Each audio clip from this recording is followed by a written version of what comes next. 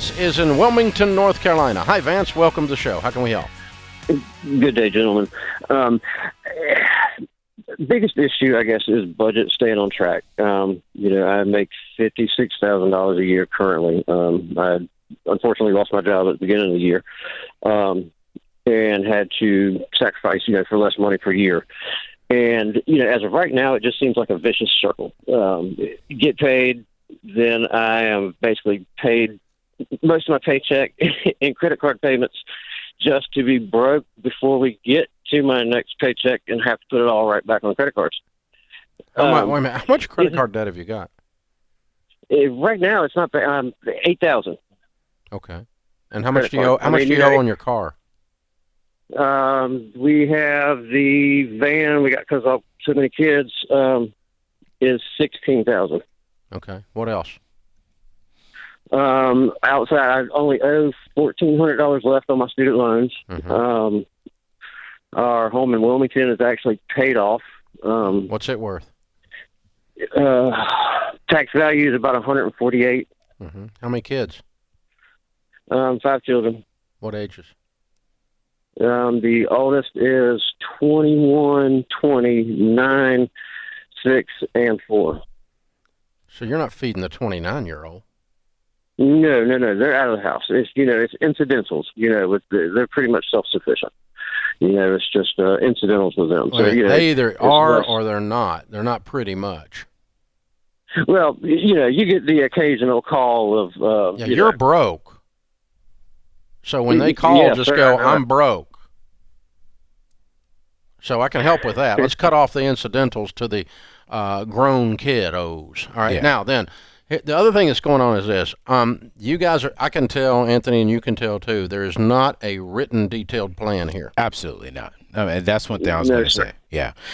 And we've tried, and it's always gone way far left field. Yeah. And it never thought of again. Well, you didn't try hard enough.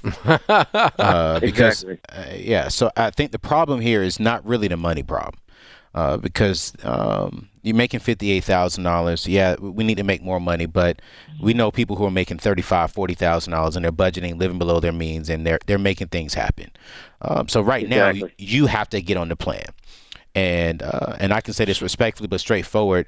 You have to stop saying exactly and just do it. Yeah. The thing is what I need you, the way to approach the budget differently, and this should help you, Vance, is you're not writing up a template for the perfect month from heaven, because that never occurs. Right. Instead, you are saying November starts Sunday. Yeah. So you have homework between now and Sunday. You and your wife put the kids that live at home to bed. Yeah. Turn off the stupid freaking television. There you go. And you could just get out a Yellow Pad if you want, or you can jump on Every Dollar and download the app for free. But what you're trying to do here is you're going to say, okay, what income will I have take-home pay?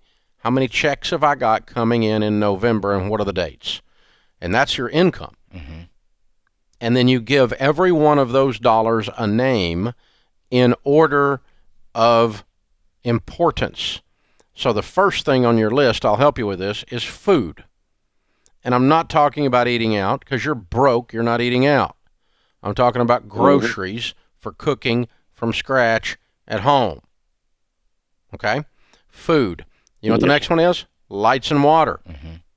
You know what the next one is? Shelter. How much is your house payment?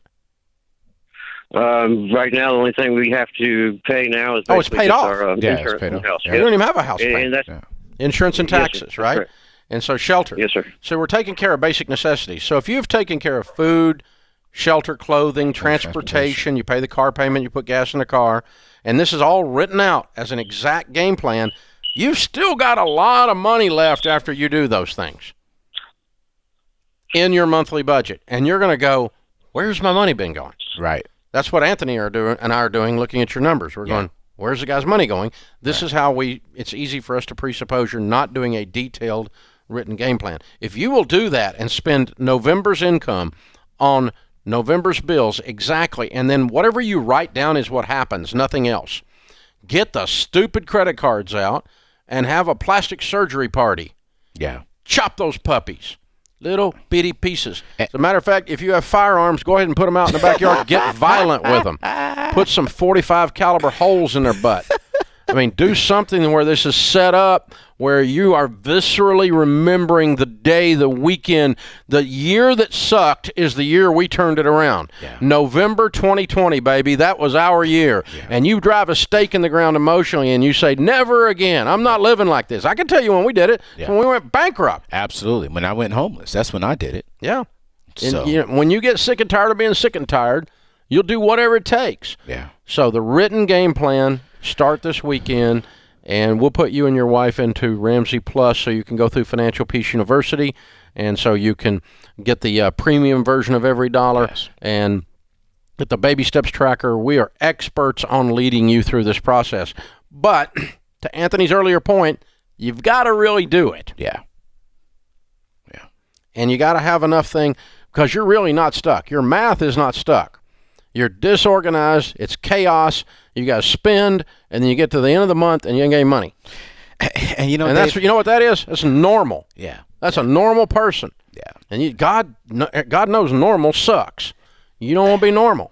And I don't want to pick on him. I want to say this to everyone. Then don't. I won't. But I'm just saying, I think when I hear people say, I make this kind of money, but when I get my paycheck, I spend it all over here. I go, well, this is what I hear, Dave. Lack of discipline. There's no plan. Yeah, there's no plan. There's no discipline to sit here and even tell yourself, no, this is what we're going to do. We're going to get on the budget. We're going to stick to this budget, and we're going to get out of debt. Write it down. Go over it with your spouse so both of you look at it. You pinky swear and spit shake. This is a freaking contract. Yes. You're not allowed to do anything else with money. Yeah. Because this one worked when you put it down on paper. Right. Then if you don't live it exactly that way, then it won't work. It won't work. Mm-mm. And you go, well, we were tired from working, so we went out to eat. I'll kiss my butt. You cannot do that stuff.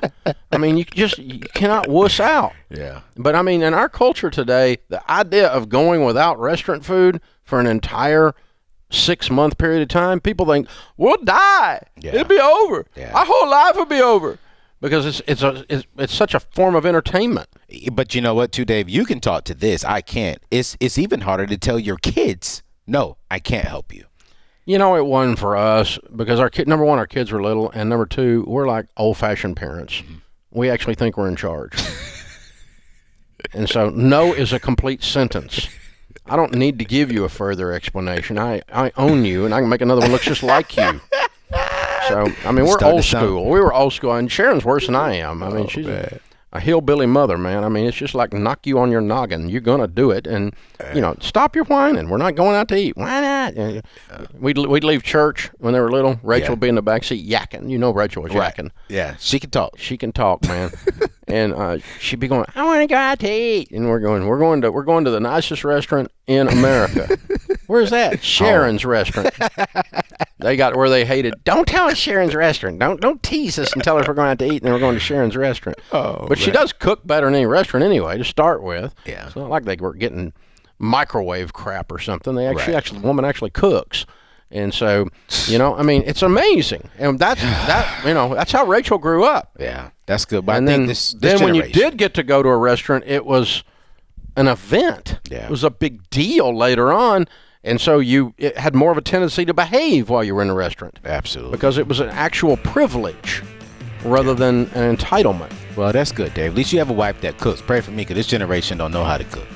Man, they have these neat things called recipes. Yes, Recipe book. It's just follow the directions. That's it. Even I can do that crap. I can do that too.